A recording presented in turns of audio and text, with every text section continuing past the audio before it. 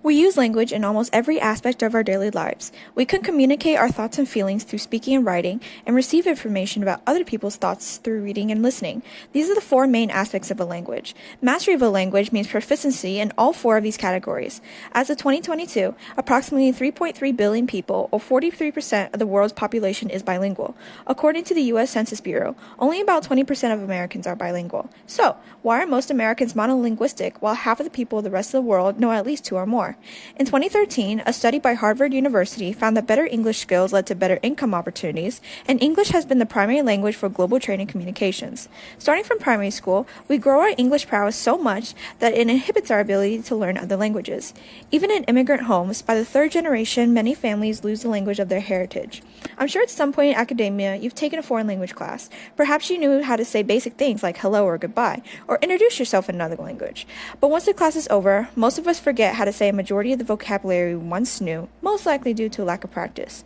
English is so universally used in our everyday lives, and many of us do not have many opportunities to practice and retain this knowledge unless it is spoken in the home. However, even though to some it may not seem like the most important class, there are cognitive benefits seen in those who are bilingual compared to those who are not.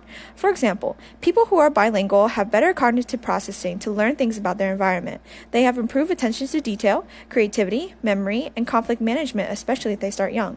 A bilingual brain is skilled at focusing on new language information without confusion from previous languages they already know. This explains why many people find learning the third or fourth language easier than learning the second. It is because they are now more skilled at inhibiting past knowledge from their other languages than people who are monolinguistic. So, what parts of the brain are critical for speech and language development?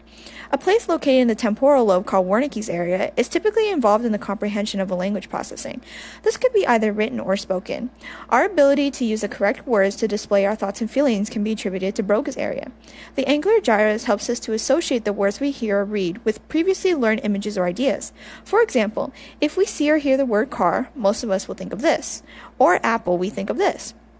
That's your angular gyrus at work. It has connections with other parts of your brain like the parietal lobe, temporal lobe, and occipital lobe to paint a picture of how a word may feel, sound, or look like. Now that we know the parts of the brain responsible for language, how do bilingual brains compare to monolinguistic ones? Everyone's brain is made up of neurons, which help different parts of the brain communicate with each other. DTI scans have shown that bilingual people have more neurons in the gray matter, making it more dense, and the white matter is strengthened.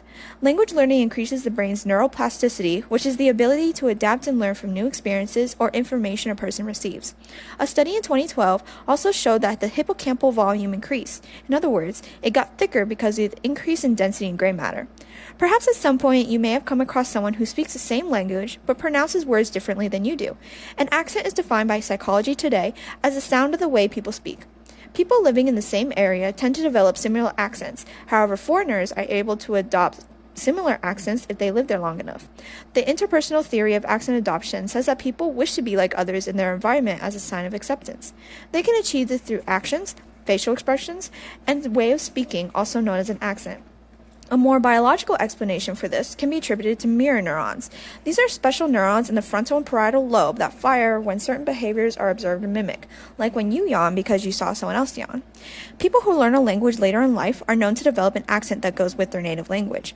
Those who learn a second language when they're younger have an easier time adapting to the new accent. This is due to the greater neuroplasticity that comes with youth.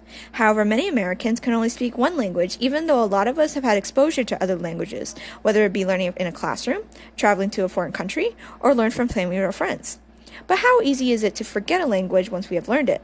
Well, it depends on how proficient our knowledge was in the first place. The more skilled we are in a language, the longer the memory will persist if we suddenly stop using it.